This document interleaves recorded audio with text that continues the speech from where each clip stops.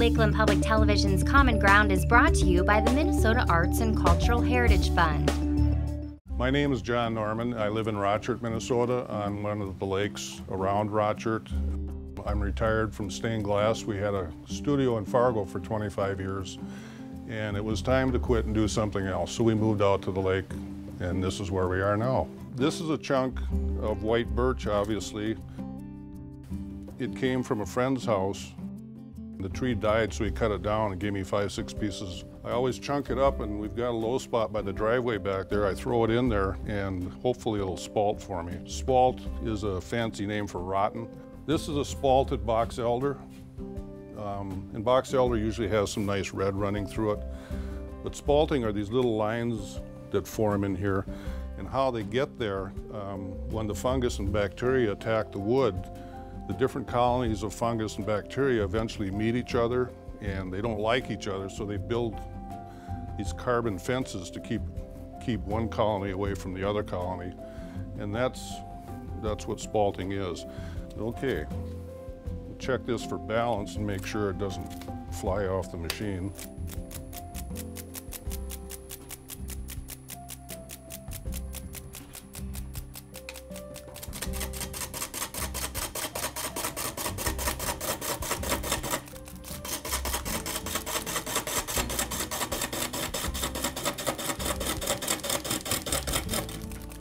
We'll keep turning this until we get the bark off, and we'll get a round cylinder piece of wood, and we'll check and see what kind of figured grain we've got going in here. And if it looks good, I'll keep turning, and if it doesn't look good, I'll throw it back in the low spot down there and let it spalt some more. The lathe I've got is a Powermatic. It weighs about 800 pounds, and I like it because it's got a variable speed on it, and I can adjust it according to how off balance the lathe is. So you can turn it up a little bit. It's starting to balance out a little bit.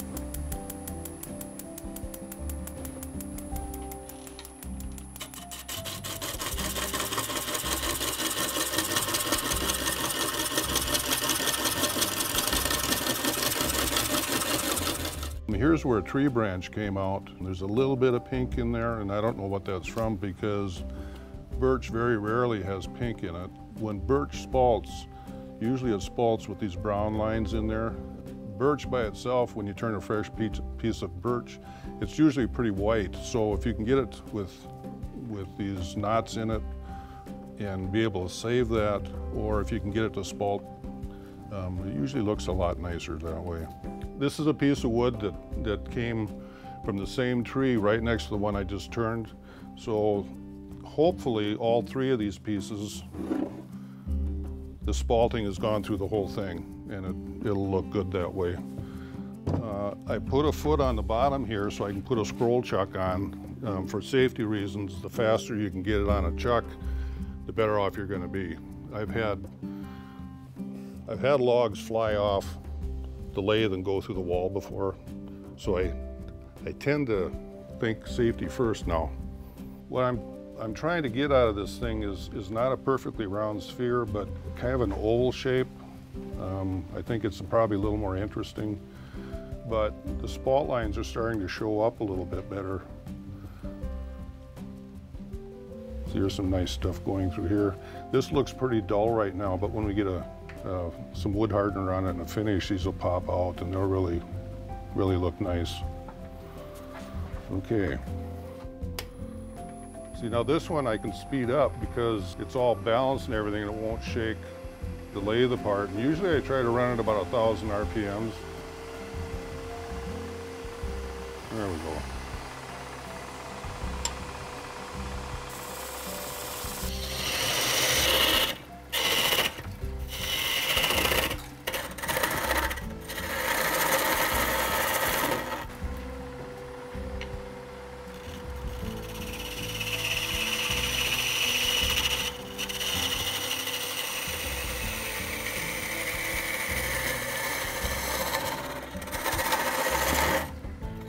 Started wood turning in late 90s.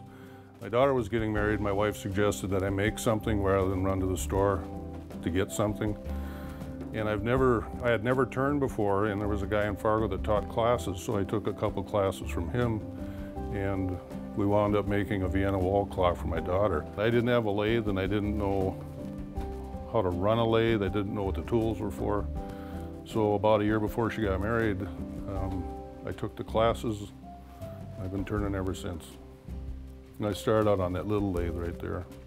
I'm getting a little tear out in here, and that's just because I'm pushing the gouge through too fast. So when I get my general shape roughed in, then I go back and take really fine light cuts and pour some wood hardener in here and then take my final cut.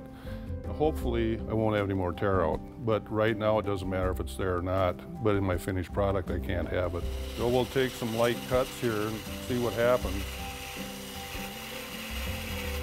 I've got the outside pretty much shaped up the way I want it. I haven't gone all the way down to the bottom yet because the pot is still in the scroll chuck, and if I get it too narrow here, this thing will vibrate on the lathe as I'm hollowing out the inside. We start out with a straight tool. After we drill a hole, the hole goes to about a ½ inch from the bottom or so. And we enlarge the hole with a straight tool to as wide as we can get it. And then we start using a shallow hook tool. Oops, sorry. Use a shallow hook tool to help enlarge that hole even a little bit more. And after we go as far as we can with this one, then we go in with the deep hook tool. And we'll slow the lathe down to about 500 or so. With these tools, if you get going too fast and you get a catch on the inside, it's like fighting an alligator. And it really throws you around the room a lot.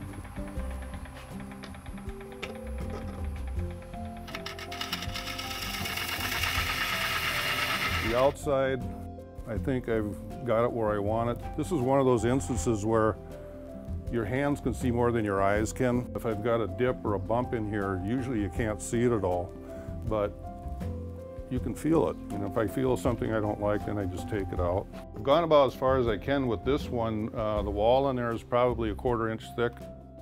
If I get it too thin, I have the chance of blowing it out and ruining the pot. So I try to stick with a ½ inch or so. The next step after this would be take it out of the chuck, put it on the shelf for about 3 months till I get the moisture content down to around 10% or so. And then by then, this thing is going to be a little bit oval shaped. I'll put it back in here and turn it around again, and then cut the base off and put the finish on. These little pots that I've done is basswood. And basswood by itself is pretty boring. There's not a lot going on. It's awfully white, so I dip these in dye and let them dry for a couple days, and then I airbrush the tops on and build up the lacquer, and that's where they come out looking like glass. This is black ash burl. Burls are never round. They're always oblong, or there's a void in it, or whatever you find. What I like most about this piece is the contrast between the smooth wood and the rough bark. This is the first one I've ever made like this. Yeah, I didn't know how it would turn out, but I think I'm going to make more if I can find the right kind of wood to do it. These two came off the same burl that I got, and I was lucky enough to get a big chunk on this one.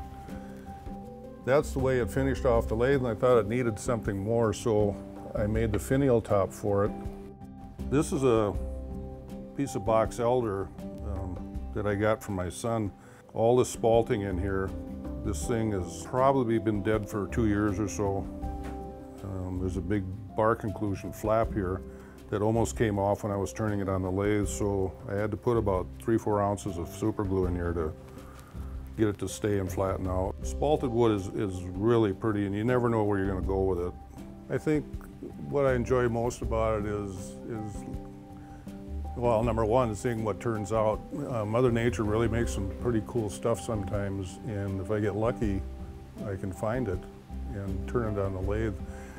The second most enjoyable thing is different kinds of wood react differently on the lathe. Some woods are really hard and they chunk out a lot. Some are really soft like pine, It's really hard to get anything out of it at all. It's so soft. But if I can save it and the wood is nice, I think this stuff is absolutely gorgeous. If you enjoyed this segment of Lakeland Public Television's Common Ground, consider making a contribution at lptv.org.